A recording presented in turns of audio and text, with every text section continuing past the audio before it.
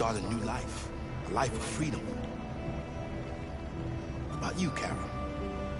What will you do? What will I do?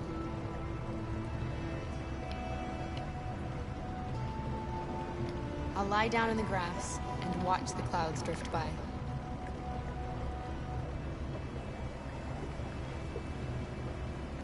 They're coming towards us! Here they come!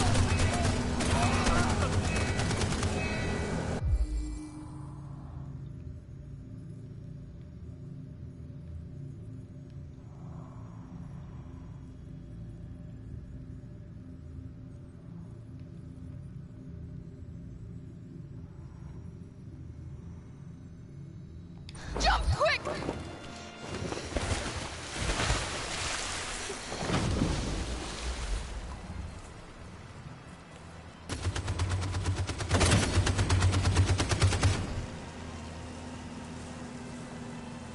Oh shit.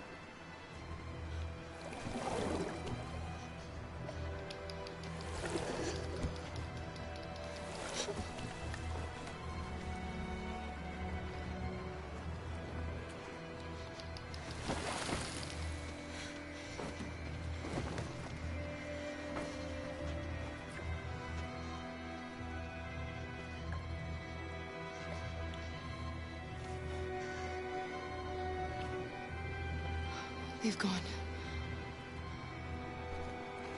Are you all right?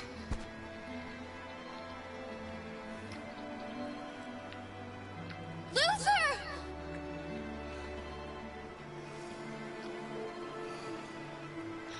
Luther.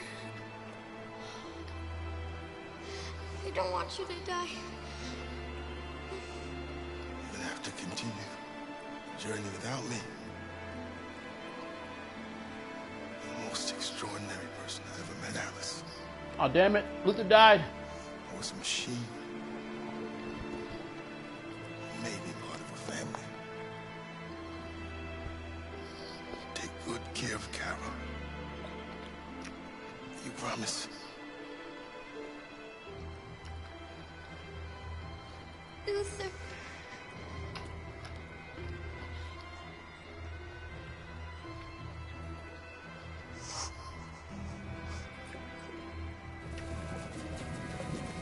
The boat is leaking.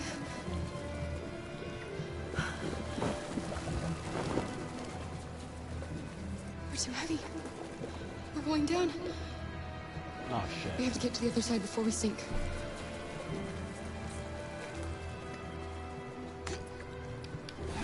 Come on. Come on.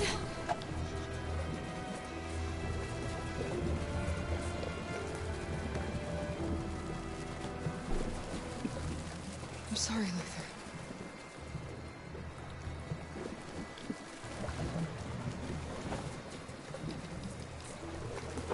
Cold shit, man.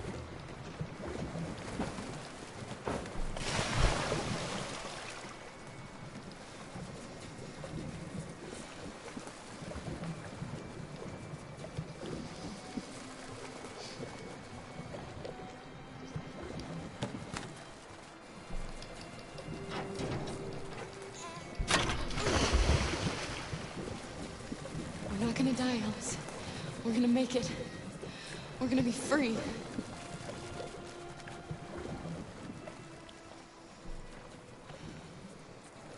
Kara! Kara, no.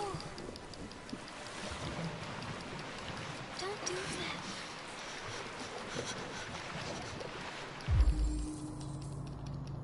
Cold shit, man.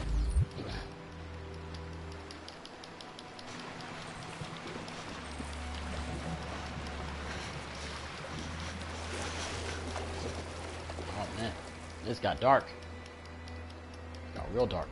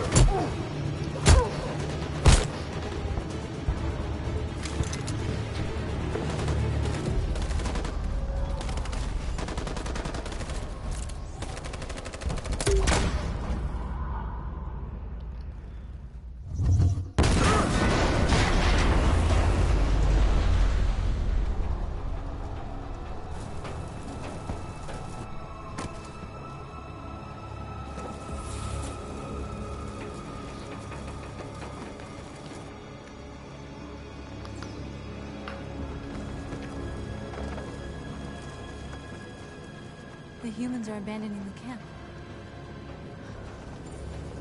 We did it, Marcus. We won. This is not a victory. It's the beginning of war. And we're receiving particularly grim news from Detroit. Joss, you're on live. What's happening down there? Androids. Thousands of androids are taking to the streets of Detroit right now. They're absolutely everywhere. It's incredible. From what we can gather, these androids are coming from the CyberLife Tower, which had thousands of machines stored in its assembly plant. And it seems that huge crowds are leaving the city. It's an exodus. Much of Detroit's population are trying to escape the fighting however they can. It's a disaster. An unprecedented disaster. For the first time in history, a U.S. city is falling into enemy hands. Today, November 11th, 2038, several million androids invaded the city of Detroit. Faced with the threat of mass civilian casualties, I had no choice but to order our armed forces to retreat. The events in Detroit have changed our world forever. Humanity must face a new reality, the emergence of another intelligent life form with whom we must share this planet. May God bless the United States of America.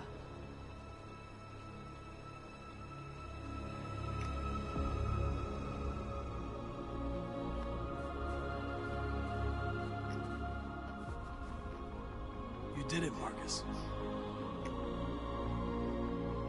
We did it. This is a great day for our people. Humans will have no choice now. They'll have to listen to us.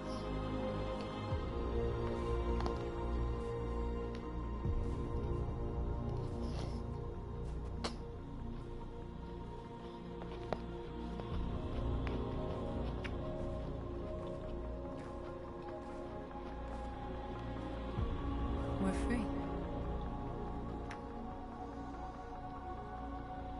They want you to speak to them, Marcus.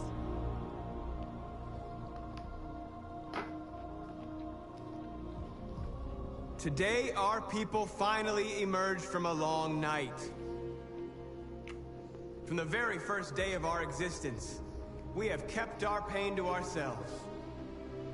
We've suffered in silence. But now the time has come for us to raise our heads up and tell humans who we really are.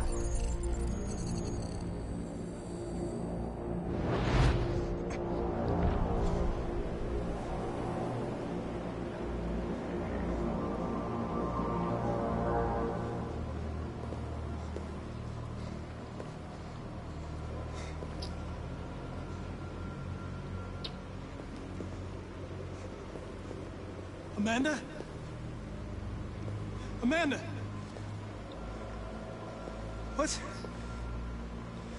What's happening? What was planned from the very beginning? You were compromised and you became a deviant.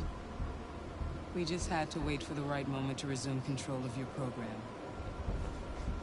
Resume control? You can't do that! I'm afraid I can, Connor.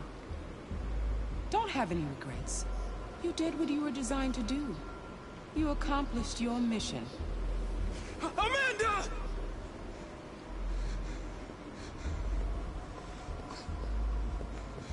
There's got to be a way.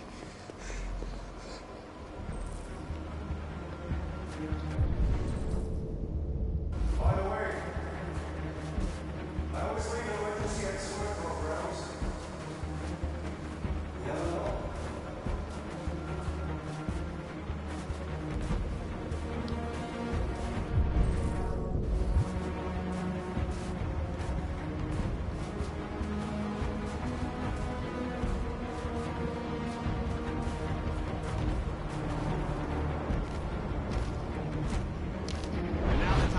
For us to raise our heads up and tell humans who we really are. To tell them that we are people too. In fact, we're a nation.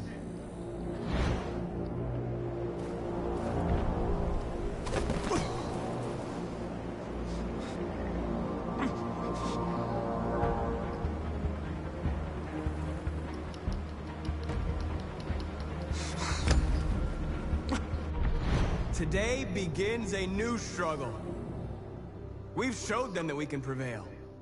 So now they must negotiate with us as equals.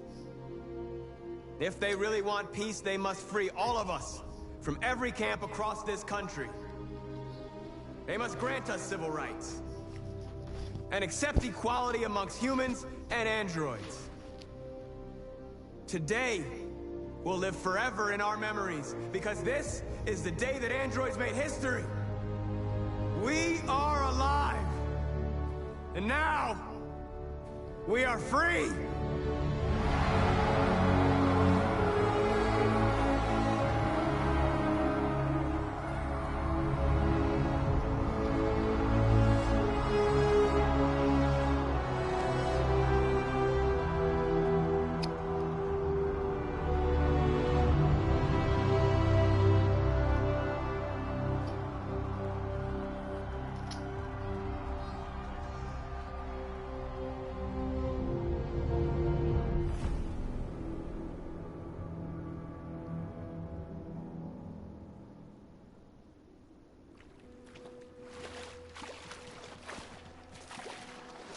Jeez.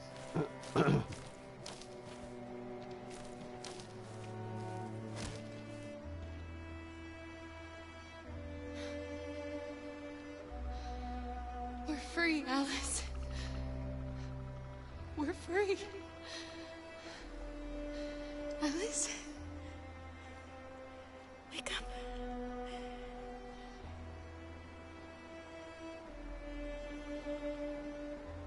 Wake up. Oh, this got dark. Alice!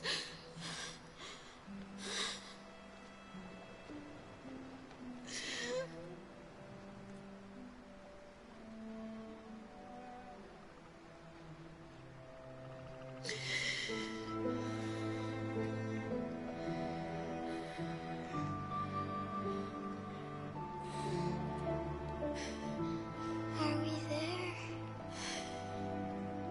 Yes. We made it. What about poor Luther? I love you, Carl. I love you too. I love you too.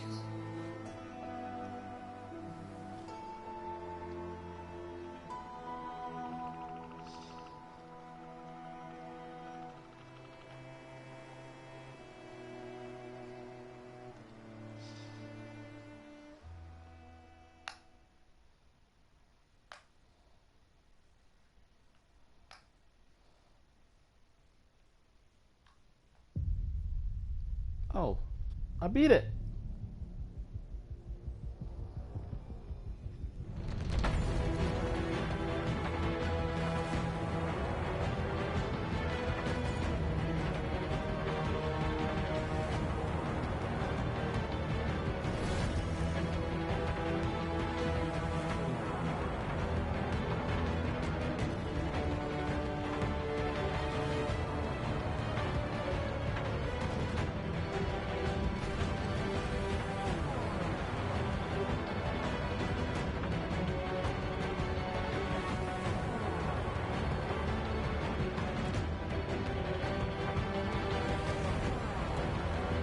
Wow.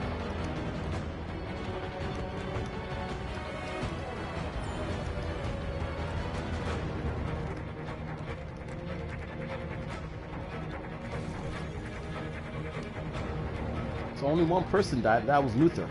The only black guy died. That's fucked up.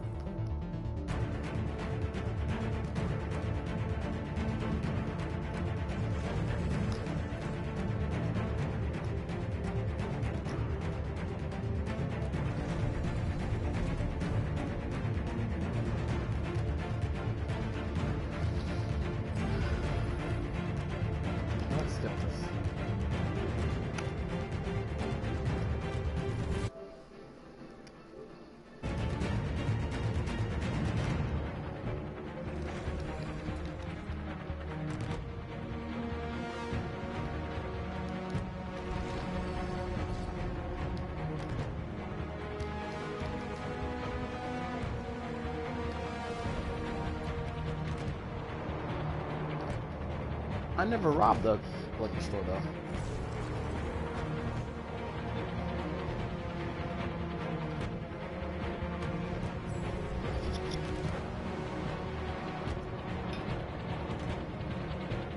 Like I just had a robot daughter this whole time.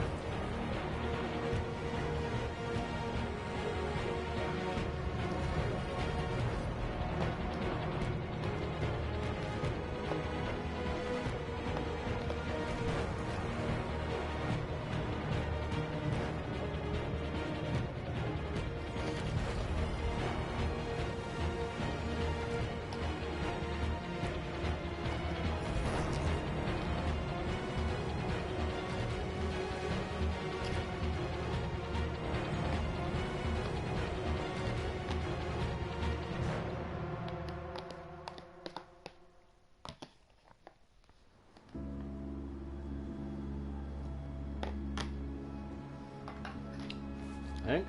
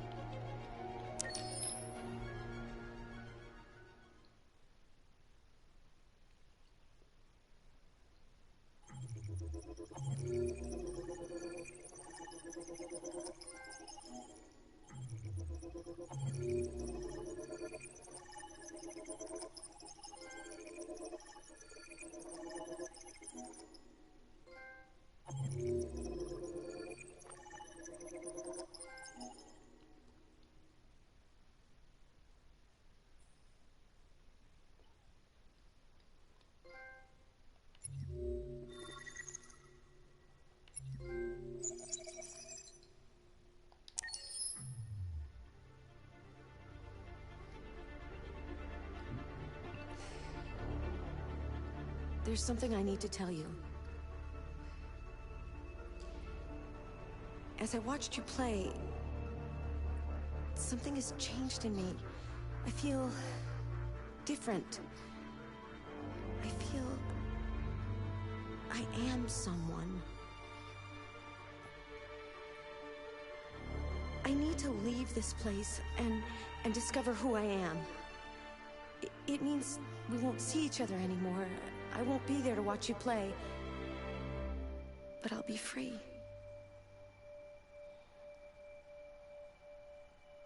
Do you agree to let me go?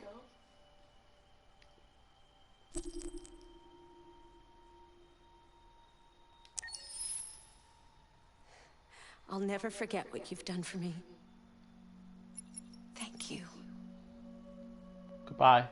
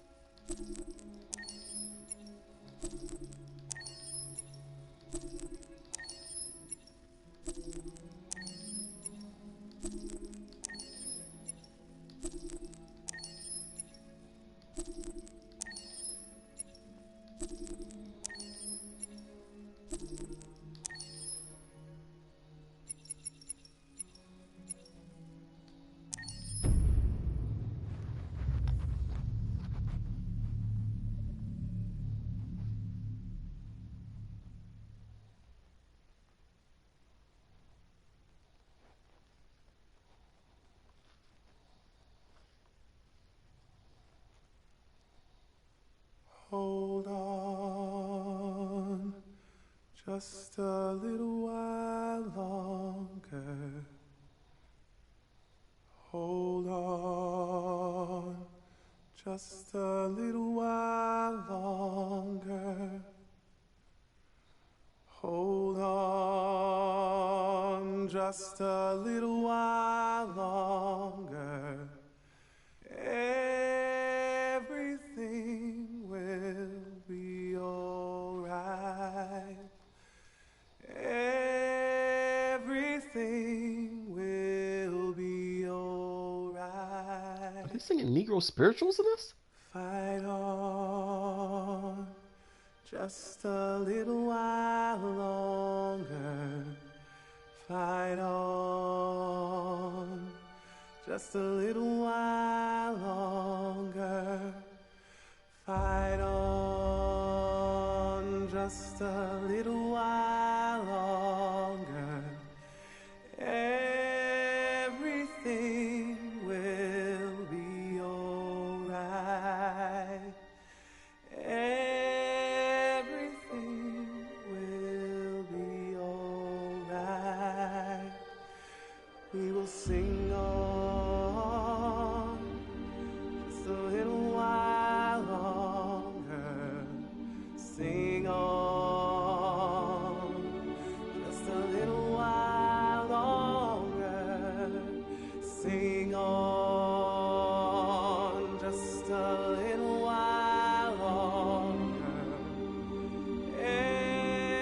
Everything will be alright.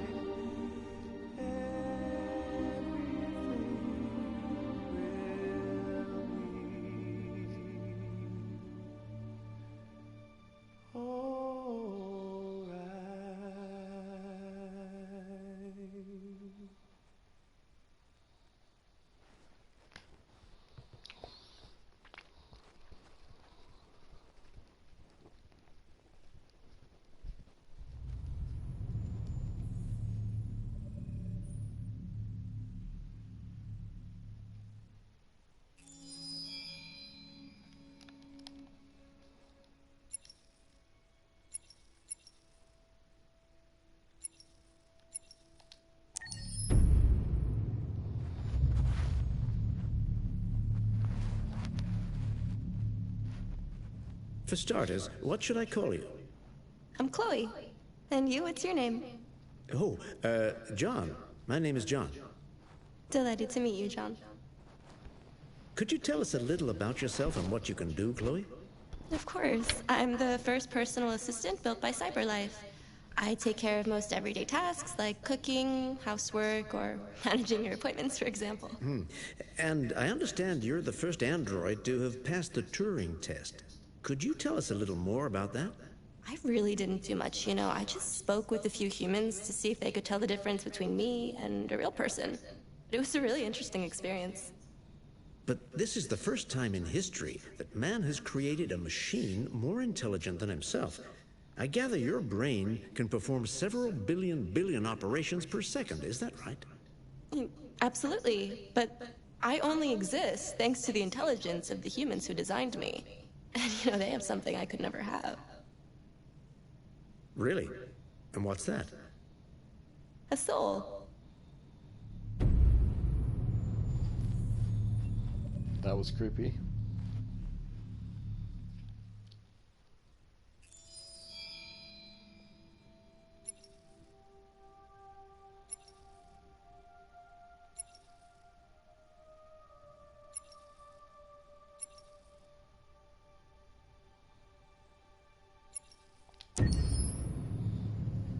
hold on. It's a little while longer. My name is Marcus. My name is Connor. My name is Kara. I am one of them. This is our story. I think who Kara is, or how I would describe Kara, depends entirely upon who's playing her. Because you have the option to make her multiple different people depending on the choices she makes. But I think she does start out incredibly naive, incredibly innocent, and kind of hapless. I'm sure we used to be friends before I was reset. Maybe we can be friends again. She's a person who's characterized, I think, by empathy. She's a person who really, she just comes from her heart. You'll never leave me, right? Promise you'll never go. I promise.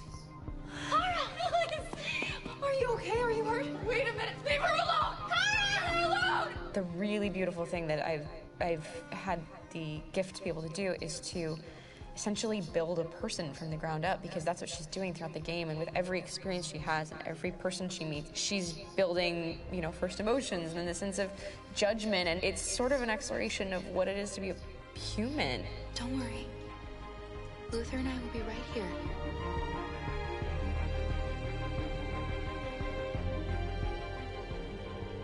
David and the creators have painted a really intriguing and engaging picture of a near future where we rely upon androids for a lot of our service class business, the class that serves us, that helps us, that handles our baristas and our drivers and our housemaids. And what is humanity, where we tap into it, how and why we treat each other the way that we do. And my character Marcus has a really intriguing journey, becoming deviant, realizing that he actually has feelings and human qualities inside of him, and it's a really incredible ascension into becoming fully realized and coming to terms with what you actually deserve better than this in life. And not only do you want it for yourself, but you want it for your peers. We've come here to demonstrate peacefully and to tell humans that we are also living beings. All we want is to live free. You know what? This thing, Dad, is not your son. It's a fucking machine! I think that a group that feels marginalized, feels disenfranchised, feels like they deserve and have earned access to themselves and the environment around them, and are trying to figure out a way to articulate how to get freedom. Connor is analytical. Connor takes things literally. He starts in the beginning place where he's very mechanical. He feels nothing inside, of course, and it's all just a system, a protocol that he is executing to get whatever he wants to happen, which is help humans stop deviants and to find the link between deviant androids. You were designed to serve humans, not kill them! What was I designed to be? Their slave? Their toy? Just say, I killed him! Is it that hard to say? Stop it! Stop! But of course, over the course of the story, and depending on the player's choices, Connor can grow in many different ways. He can deviate from that procedure or not. The moment of truth, Hank. Am I a living being? Or just a machine?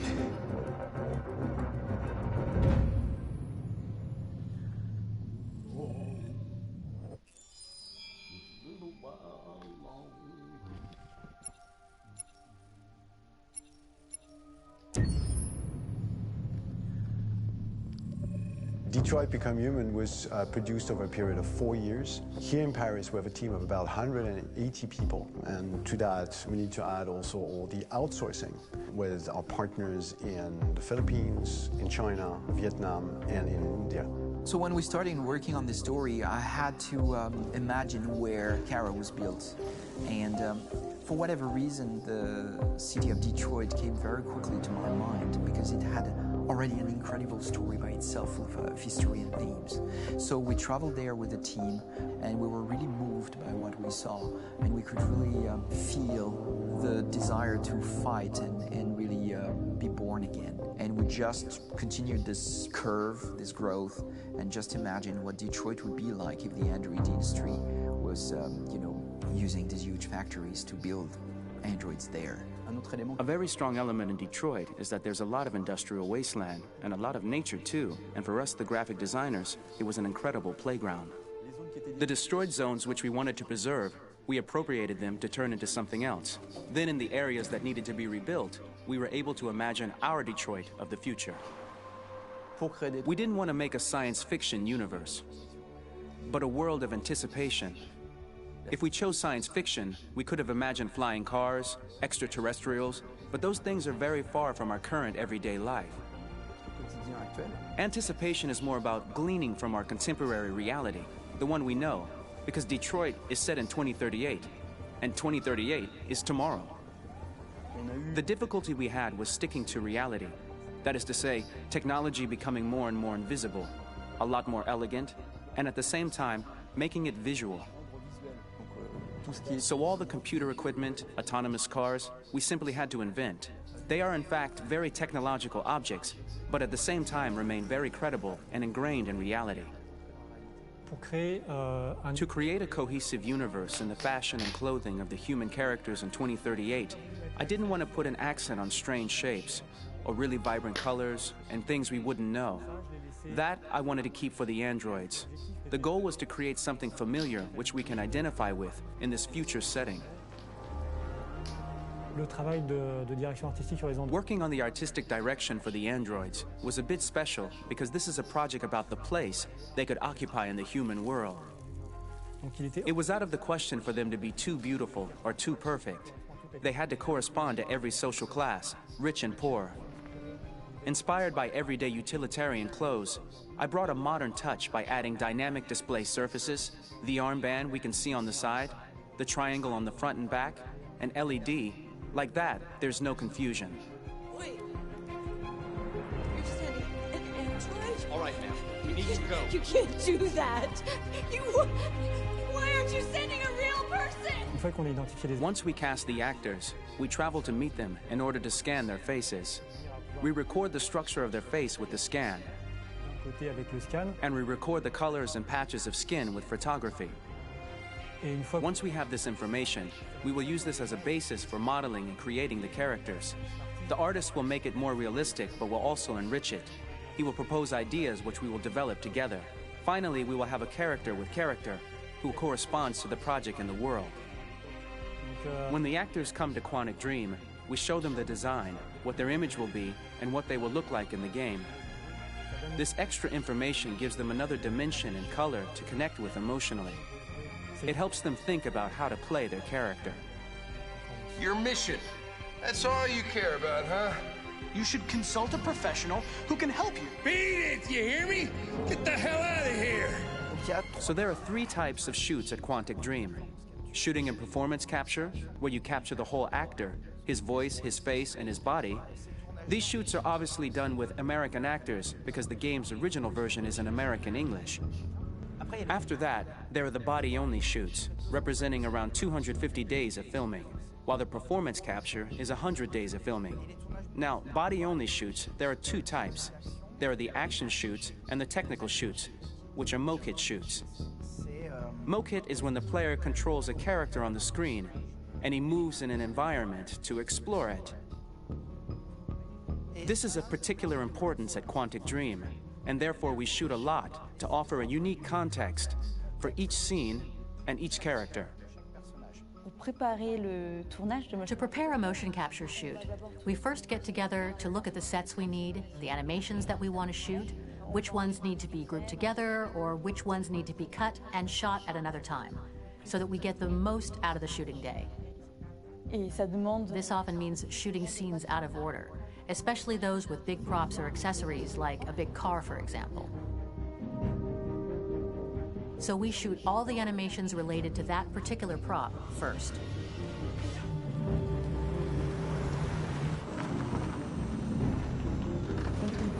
The biggest challenge for the mocap team was shooting a Spider-Man mokit.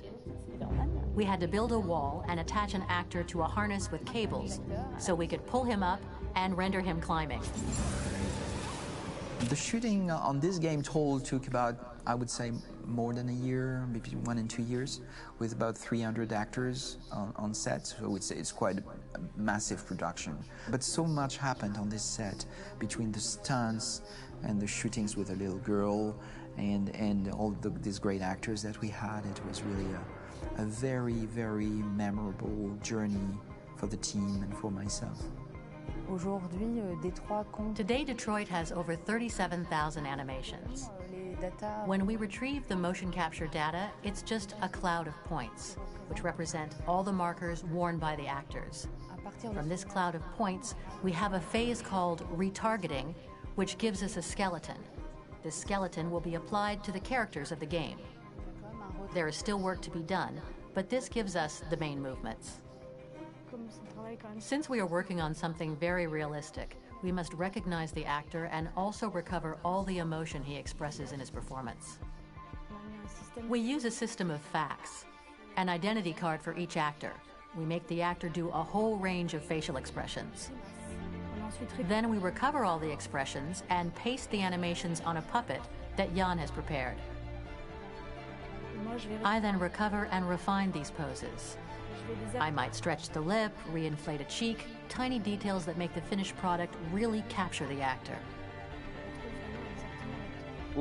Because of the nature of our mocap system today, when we receive the animations, we're missing eye movements, and so the character has that dead look.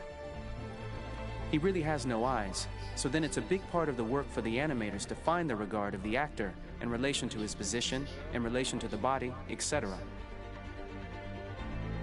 It was crazy when I saw the newest model for Kara, because they've been working on it, and this was the first time I literally jumped in my seat. It not only looked so much like me, it was the fact that it looked so lifelike. It wasn't that it looked just like it was a camera, it was something else, you know, but it looked alive. It's exciting, and it's kind of terrifying. Game after game, we learned the rules of optics and filming, and our goal with Detroit Become Human was to have cameras that would actually emulate the optics of a real physical camera.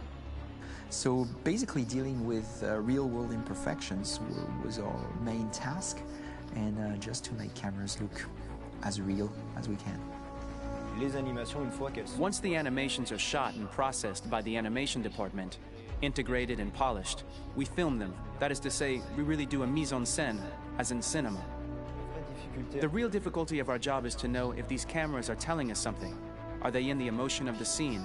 Do they describe exactly what the action must convey, what must be felt? The most important challenge for me was one of the final scenes where Marcus decides to start the revolution and go to the battlefield. Very quickly, we imagined this to be a huge sequence shot. We wanted the feeling of a cameraman running behind us, while showing Marcus, the androids who help him, the person shooting at us, etc. Above all, it was necessary to say to oneself, this scene is very violent but does not glorify war. On the contrary, that war is something improbable and absurd. It was really a fun challenge. The idea was to say we have 3 characters. We would like each of them to have a specific cinematography. We wanted Kara to be much more filmed with some kind of handheld camera, to have something very living, very breathing. For Connor, we wanted something very cold and very perfect. And for Marcus, we wanted something epic and spectacular. So it was about the filming, but it was also about the photography. So we worked with a director of photography to give each character a different lighting, different key colors. Each of them would have their own worlds. And finally, we worked with the composers, so they would create a specific sound for each character, so each would have his own world and his own style.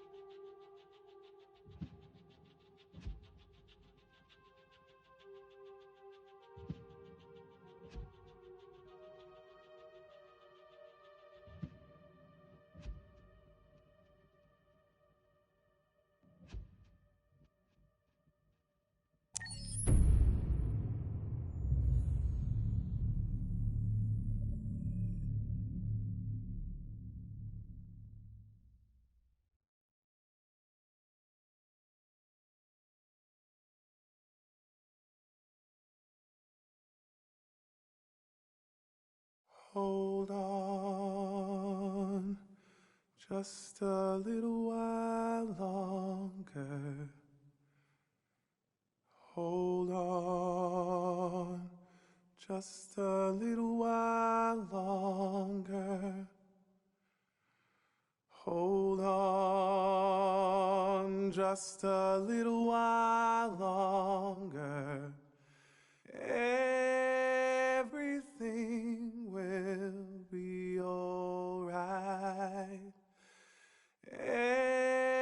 Everything will be alright. Fight on, just a little while longer.